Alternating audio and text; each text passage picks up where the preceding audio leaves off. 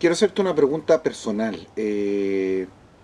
No solo vienes de una familia numerosa, sino que tienes una familia numerosa. Y la mayoría de tus hijos, corrígeme si estoy equivocado, son adoptados. Todos. Todos. ¿Qué hay detrás de esa decisión?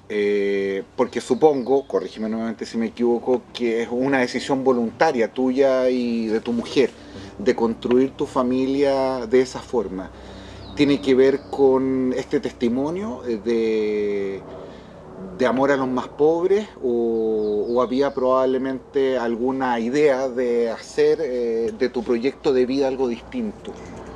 A ver, nosotros cuando nos casamos armamos un proyecto de vida distinto con Lorena. Ajá. ¿Ya? Y lo armamos gracias al lugar donde nos educamos, a la Iglesia Católica, al barrio donde vivíamos, y no contra nuestra condición social. La verdad es que no, al contrario, mucha gente en nuestra condición social nos ayuda, gracias a ellos hacemos lo que hacemos, ¿ya? Y lo agradecemos siempre. No somos contra nadie, sino que ojalá logramos seducir a mucha gente para poder tener un estilo de vida diferente. Nosotros adoptamos porque queríamos tener una familia numerosa, algo muy simple y sencillo, no pudimos tener hijos biológicos, ¿ya? Y al final decidimos adoptar y queríamos adoptar más hijos, tenemos 6, nos hubiese gustado adoptar más, pero la última hija nuestra es discapacitada y decidimos adoptarla con todos nuestros hijos para acompañarla en su desarrollo. Y eso, por supuesto, implica también un esfuerzo familiar, un esfuerzo de mi mujer, de Lorena, y mío, grande también. Entonces decidimos quedarnos con nuestros 6 hijos. Yo creo que hay una decisión, como todas las familias, una decisión de amor no en la búsqueda de niños pobres para los que uno tiene que dedicar, sino por los hijos. Estos hijos nos llegaron fruto del trámite de la adopción. No es que nosotros los fuimos a buscar a un lugar.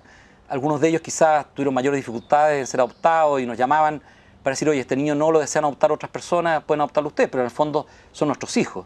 Y nosotros creemos que en ello, bueno, hay un mensaje también que nos da el Señor del camino que tenemos que seguir caminando. Por algo, ¿no es cierto?, nos vinculamos a las comunidades mapuches a través de ellos. Por algo nos vinculamos a serios trastornos de aprendizaje o discapacidad a través de ellos. Algo nos fue abriendo la mente el Señor a realidades que quizás a veces no logramos verlas, que somos un poquito ciegos a esas realidades, y que nos ha permitido comprender mucho más lo que le ocurre a personas que en situaciones extremas, con pocos recursos y con pocas oportunidades, no logran superar estas dificultades. ¿Y qué pasa en el Estado? Yo me he quejado del asistencialismo porque creo que cada vez que hemos tenido mayor cantidad de recursos en los gobiernos democráticos, no puedo hacer una evaluación de esto durante la dictadura o antes de la dictadura, no tengo los antecedentes económicos para hacerlo, pero se ha caído en esto de las transferencias. Hoy día se habla de las transferencias condicionadas, que es un matiz que se le ha puesto, pero yo digo, a ver, si las transferencias que estamos entregando a las personas representan una parte muy importante de sus ingresos, si son transferencias monetarias, debemos procurar que esa transferencia monetaria directa promueva autonomía e independencia de las personas. Si no lo hace, podemos estar cayendo, ¿no es cierto?, en un desaprendizaje de la autonomía de esa persona para poder salir adelante, aprovechando las oportunidades que el mismo Estado le está ofreciendo, la sociedad le está ofreciendo. Heckman, que estuvo hace poco en Chile, en una entrevista, decía que tú podías desincentivar el ingreso al trabajo con la cantidad de transferencias que haces. Pongo un ejemplo, en la Araucanía, la mayor cantidad de las personas que viven en situación de pobreza, según la última CACEN, me parece que en un 50% sus ingresos dependen de las transferencias monetarias del Estado. Eso es un riesgo muy grande. Y si tú ahora le agregas el ingreso ético familiar, es un riesgo todavía mayor.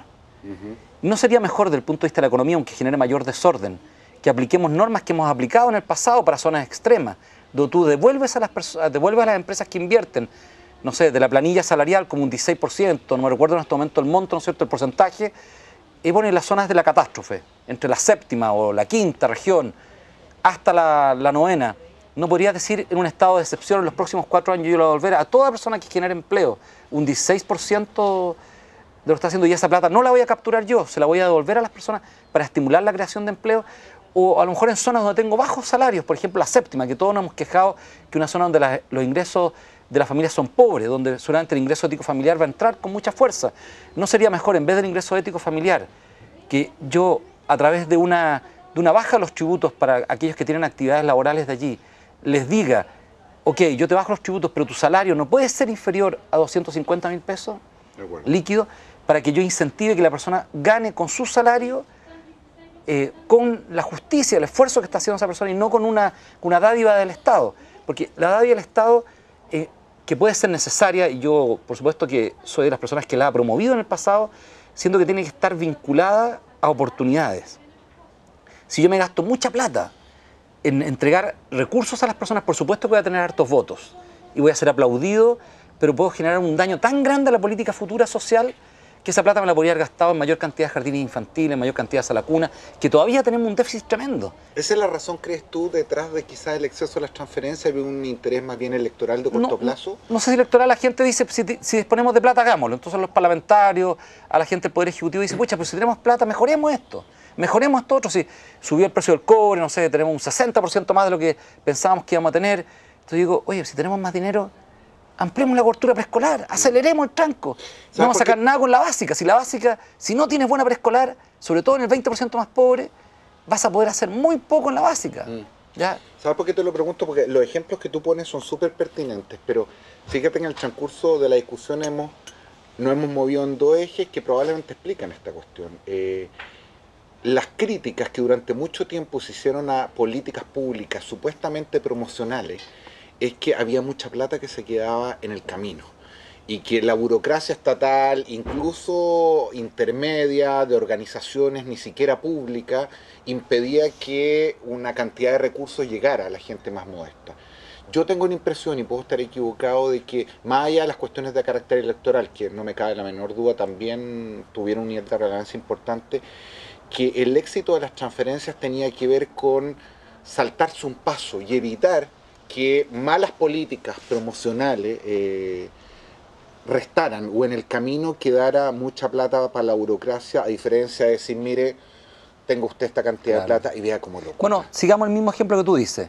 Si yo a una empresa le estoy cobrando un impuesto, no sé, el 15%, por poner una cifra, y le digo, tu salario medio en tu empresa en la séptima región, por tu nivel de productividad y de ingresos, no pueden a lo mejor ser superior a 170.000 pesos o 200.000 pesos líquidos. Yo te voy a pedir que lleguemos a 250.000 pesos. ¿Qué tasa tributaria requeriría? Entonces yo no tomo el tributo ni lo paso por el Estado. Entonces no se queda en la malla del Estado el 10 o el 20%. Siguiendo ese mismo ejemplo, y le digo a la empresa, tú entrégalo a través del salario. ¿Ya? Lo que pidió la Iglesia Católica, lo que pidió Monseñor Goich fue un salario ético, no pidió un ingreso ético familiar. Y el ingreso ético familiar, yo siento que el riesgo está, no digo que hay que ver cómo se va a enfocar, porque todavía, por supuesto, no lo hemos visto y puedo estar cometiendo un error, ¿no es cierto?, al señalar esto. Pero pongo la reflexión para que lo hagamos bien y no hipotequemos el futuro de esa familia. Pongámosle un incentivo que efectivamente le permita a esa persona insertarse en el mundo social. Si hoy va a haber mayor disponibilidad de trabajo, generemos los incentivos para que las personas ingresen a ese mundo laboral, pero no para que se queden, ¿no es cierto?, soportando su vida a través de estos subsidios o transferencias del Estado. Paradojalmente, muchas de las acciones que hemos realizado del Estado, como las evaluaciones de Chile Solidario, la parte más frágil de Chile Solidario es la inserción laboral. ¿Ya? Y tú le transferiste recursos a las familias, no tanto quizás directamente, lo hiciste ingresar en la red social del Estado, pero no lograron insertarse laboralmente con el éxito que se esperaba. Entonces, ahí tenemos todavía que desarrollar nuevos mecanismos. A lo mejor no los tenemos todavía, pero hay experiencias buenas en el exterior que han demostrado que es factible hacerlo. Yo siempre tengo como una sombra, me tocó estar casi 10 meses en España y me tocó vivir justo la crisis entre el 2008 y el 2009. Y la preocupación de los españoles era si había suficiente plata para pagar los subsidios de todos los desempleados. Yo decía, qué insólito. Yo diría, hay suficiente plata para generar más empleo, para generar mayor cantidad de trabajo, para cómo el Estado mete recursos para que efectivamente no se pierda el empleo, no sigan matando, como dicen, empleo, ¿no es cierto? Y yo creo que el gran problema es cómo tú vas generando que las personas reciban a través de su trabajo una remuneración justa que le permita vivir dignamente y que no la haga depender de subsidios estatales.